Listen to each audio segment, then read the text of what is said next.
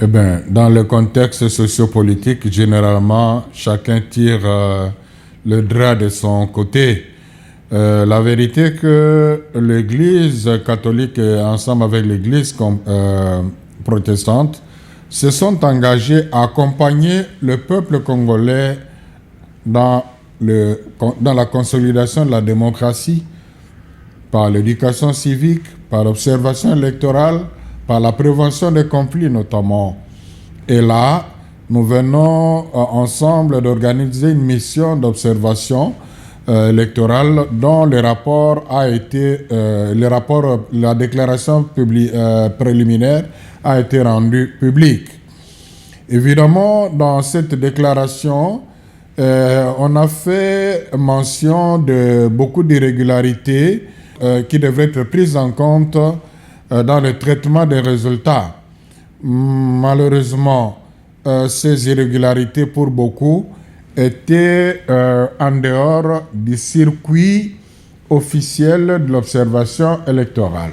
Dans la déclaration préliminaire de la MOE-SENCO-SCC, il y a eu des recommandations pertinentes dont la mise en œuvre renforcerait la cohésion nationale, renforcerait la crédibilité du processus. Et il s'est fait que les évêques à leur niveau et les révérends pasteurs à leur niveau, représentés par les deux présidents de l'ECC et la SENCO, sont revenus là-dessus pour attirer davantage l'attention, parce que il ne faudra pas que ce processus se conclue de manière non apaisée. Il y a eu beaucoup d'irrégularités par rapport au cadre légal, par rapport à l'administration électorale, et tout ça, ça demande quelque part qu'une justice soit faite. Les sous-titres de cette déclaration, c'est pour la justice et la paix post-électorale. C'est dans cette direction-là qu'il faut comprendre le message de l'ECC de la SENCO.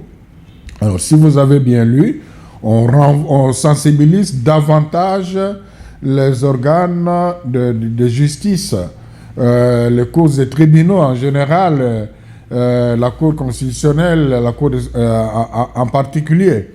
Pourquoi? Parce que, étant donné qu'il y a des flagrances du point de vue violation du cadre légal, il y a flagrance du point de vue violation de l'administration électorale qui ont facilité les irrégularités, il faudrait quelque part que justice soit faite. Donc c'est tout à fait normal que tout soit réglé dans un cadre légal. Parce que s'il n'y a pas un bon règlement de toutes ces questions dans le cadre légal, ça pourrait amener de trouver une solution dans un cadre politique. Mais les évêques sont pour la légalité d'abord. La justice élève la nation. Chacun connaît ses compétences. Il y a des procureurs généraux affectés à des différentes instances judiciaires qui ont la latitude de se saisir d'office de certains dossiers documentés par les différentes parties prenantes. Donc, qu'on n'attende pas dans ce contexte politique, qui n'attendent pas nécessairement que les gens viennent se plaindre pour tel ou tel cas, mais ils peuvent d'office se saisir de certains cas emblématiques et s'attaquer là-dessus du point de vue judiciaire. Il y a une certaine justice qui doit être rendue par rapport aux électeurs qui se sont vraiment engagés à accepter les sacrifices pour avoir des élections transparentes et apaisées. C'est important que la CENI apporte la lumière sur beaucoup de choses.